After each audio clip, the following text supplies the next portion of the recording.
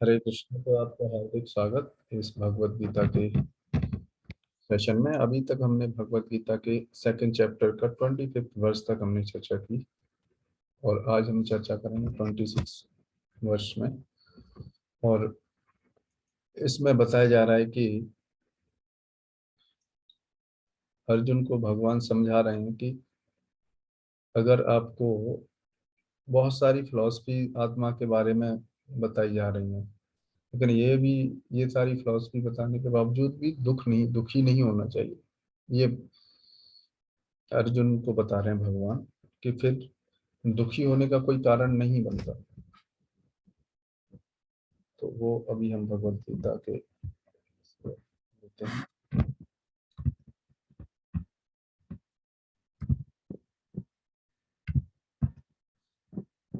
पहले श्लोक पढ़ते हैं, उसके बाद फिर हम चर्चा करेंगे। ठीक है।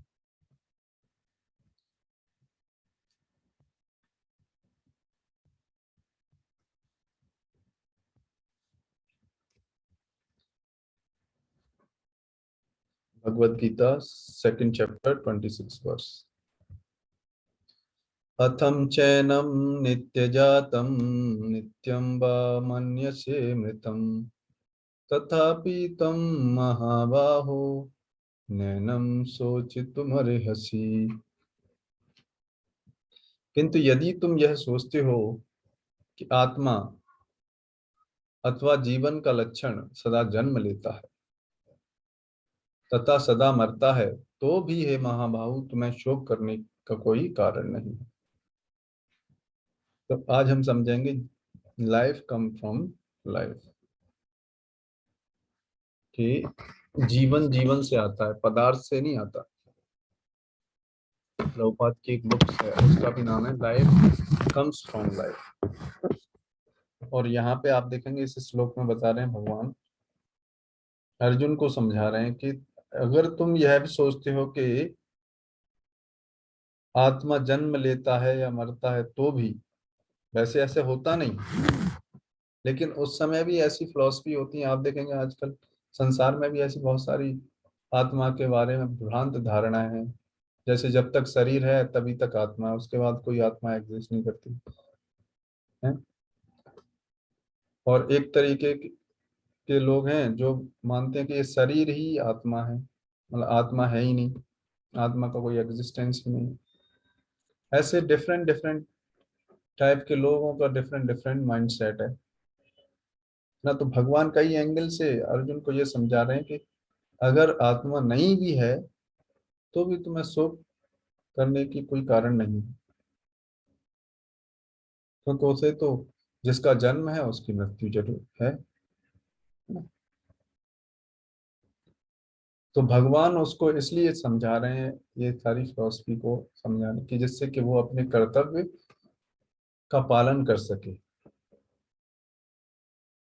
जैसे आप देखते हैं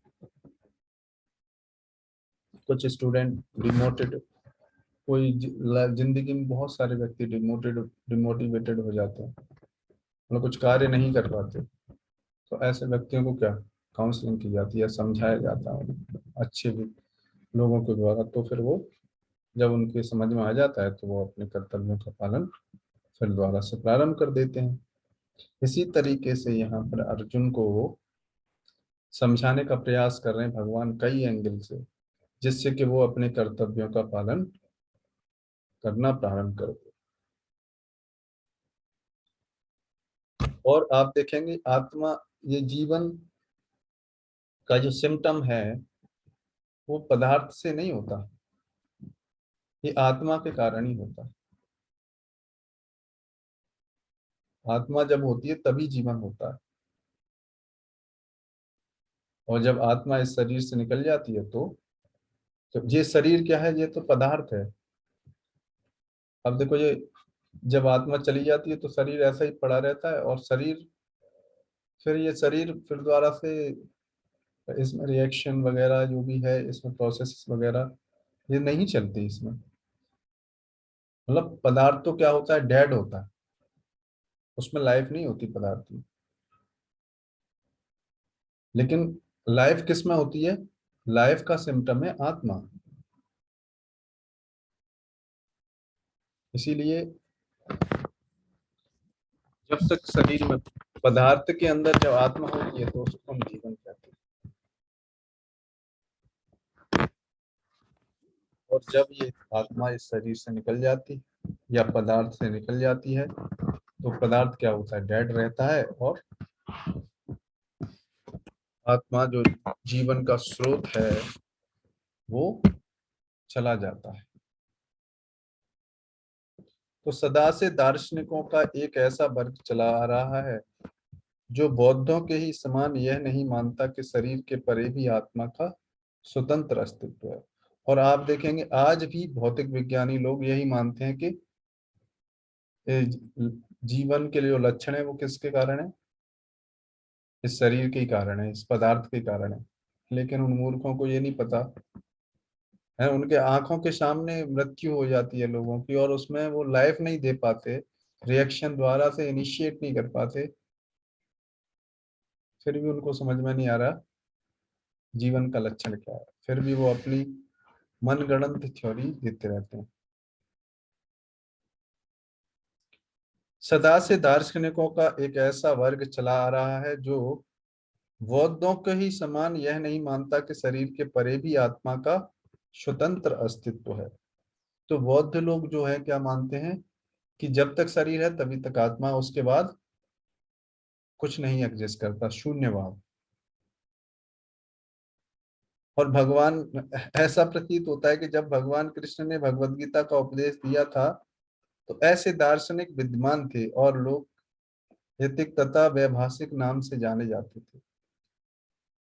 तो पहले भी ऐसा नहीं कि बुद्ध लोगों की फिलॉसफी, पहले भी ऐसे भी लोग थे, बहुत सारे तरीके के लोग हर समय उपस्थित रहते हैं। बस ये है कि उस समय संख्या कम थी, अभी संख्या ज्यादा है। ऐसे दार्शनिकों का मत है कि जीवन के लक्षण भौतिक संयोग की एक परिपक्व अवस्था में ही घटित होते हैं। जैसा कि अभी आधुनिक भौतिक विज्ञानी तथा भौतिकतावादी दार्शनिक भी ऐसा ही सोचते हैं कि केमिकल रिएक्शंस स्टार्ट होती है ना, life comes from the chemicals, chemical से नहीं होती लाइफ, आत्मा के कारण होती है। और आत्मा के कारण ही ये रिएक्शन चलती रहती है शरीर में, नहीं तो फिर आप देखो और भी फिर रिएक्शन चलती है, इसलिए बॉडी, जब आत्मा चला जाता है तो ये डिग्रेड होने लगता है शरीर। लेकिन लाइफ का जो रिएक्शन है वो आत्मा के कारण है। भौतिक विज्ञानी लोग ऐसा बोल के बोल सकते हैं हाँ हम एक दिन ऐसा आएगा कि हम एक ये रिएक्शन द्वारा स्टार्ट कर देंगे, है ना। लाइफ की रिएक्शन अभी खत्म हो गई है, अब इस रिएक्शन को हम इनिशिएट कर देंगे, ऐसा बोलेंगे, लेकिन कभी कर नहीं पाएंगे क्योंकि उन्हें पता नहीं जीवन का लक्षण क्या है। तो भगवत गीता जैसे शास्त्रों में, हमारे वैदिक लिटरेचर में ये सारा ज्ञान पहले से दिया हुआ है। आधुनिक भौतिक विज्ञानी तथा भौतिकवादी दार्शनिक भी ऐसा ही सोचते हैं। उनके अनुसार भौतिक तत्वों का संयोग है। उनके अनुसार क्या है, ये शरीर क्या है, भौतिक तत्वों का संयोग है। तो ये तो सही बात है, ये शरीर तो भौतिक तत्वों का संयोग है। और एक अवस्था ऐसी आती है जब भौतिक तथा रासायनिक तत्वों के संयोग से जीवन के लक्षण विकसित हो उठते हैं। तो ये लोग क्या मानते हैं कि जब भ्रूण के अंदर जो रिएक्शन होती है वो पदार्थ से उत्पन्न होती है, नहीं, लेकिन हमारे भागवतम में आप देखो थर्ड कैंटो में पहले दिन क्या होता है वो सारा प्रोसेस बताया गया है कि मनुष्य के वीर और स्त्री के रज में जब मनुष्य के वीर्य में जब आत्मा प्रवेश करता है तब लाइफ के सिम्टम्स ये स्टार्ट होते हैं, उसके बगैर नहीं स्टार्ट होते। और फिर एक हफ्ते बाद, एक महीने में, 7 महीने, 9 महीने में, अगर आपको डिटेल में जानना है तो उसमें पूरा डिटेल में वर्णन कपिल देव भगवान ने किया है वहां पर, है ना। तो वहां पर यही बताया गया है कि जो बच्चे में डेवलपमेंट होता है वो किसके कारण होता है, वह बच्चे के शरीर में इस आत्मा के कारण होता है।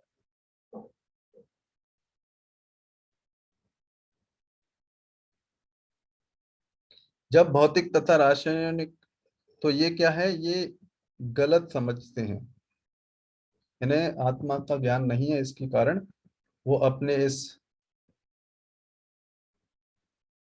डायरेक्ट सेंस परसेप्शन, है ना, जो भौतिक इंद्रियां हैं, इनके माध्यम से समझने का प्रयास कर रहे हैं। तो कब तक इससे समझ नहीं सकते आप। इसीलिए तो अभी तक कोई कंक्लूजन पर नहीं पहुंचे। उनके अनुसार शरीर भौतिक तत्वों का संयोग है, और एक अवस्था ऐसी आती है जब भौतिक तथा रासायनिक तत्वों के संयोग से जीवन के लक्षण विकसित हो उठते हैं। तो मॉडर्न जो साइंस है इसी दर्शन पर आधारित है, और ऐसे अनेक छद्म धर्म जिनका प्रचार अमेरिका में हो रहा है। तो जब प्रभुपाद ये परपट लिख रहे हैं, तो अमेरिका में प्रभुपाद ने यूएस में स्टार्ट किया ना, न्यूयॉर्क से, तो वहां के बारे में बता रहे हैं उस समय की स्थिति। तो अभी तो क्या है, ये पूरे संसार में ही ऐसे छद्म धर्म, मतलब चीटिंग रिलीजन्स फैले हुए हैं, चीटिंग फिलॉसफीज फैली हुई हैं, इसी दर्शन का पालन करते हैं, और साथ ही शून्यवाद अभक्त बौद्धों का अनुसरण करते हैं। यदि अर्जुन को आत्मा के अस्तित्व में विश्वास नहीं था, जैसा कि वैभाषिक दर्शन में होता है, तो भी उसके शोक करने का कोई कारण न था।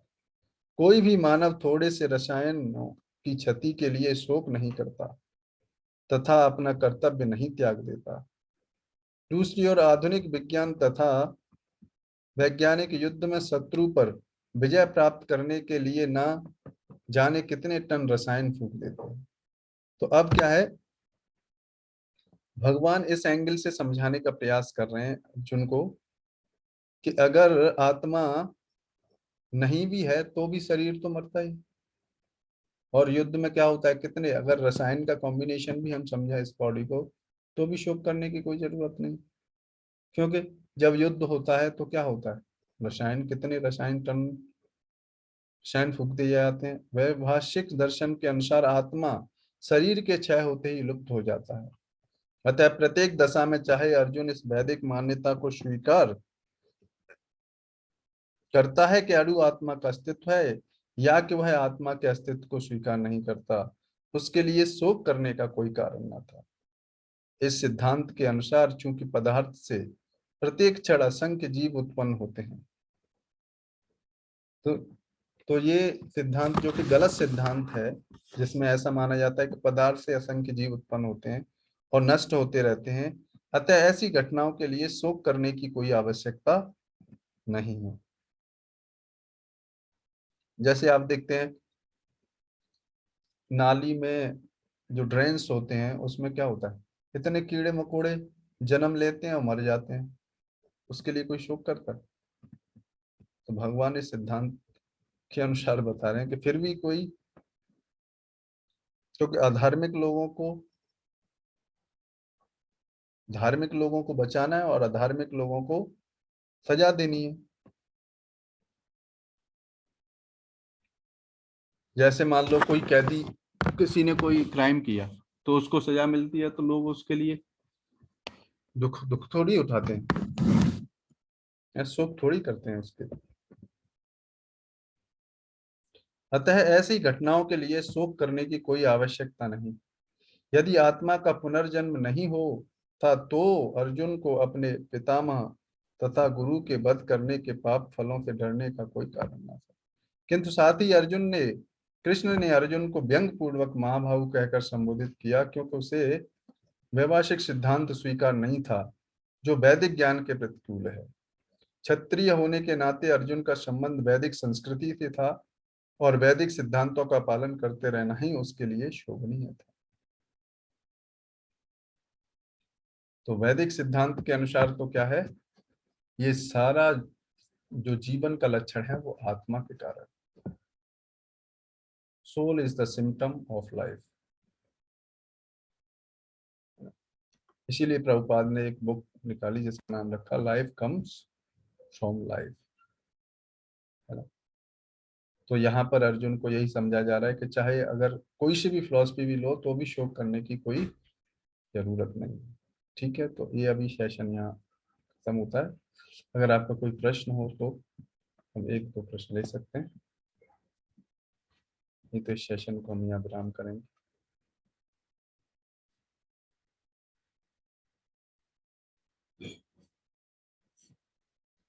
ठीक है, तो फिर कल मिलेंगे 8:30 बजे। तब तक के लिए हरे कृष्णा। हरे कृष्ण प्रभु जी। जगद्गुरु श्रील प्रभुपाद की जय और सद्गुरु की जय। निताय गौर प्रेमानंदे। हरि हरि।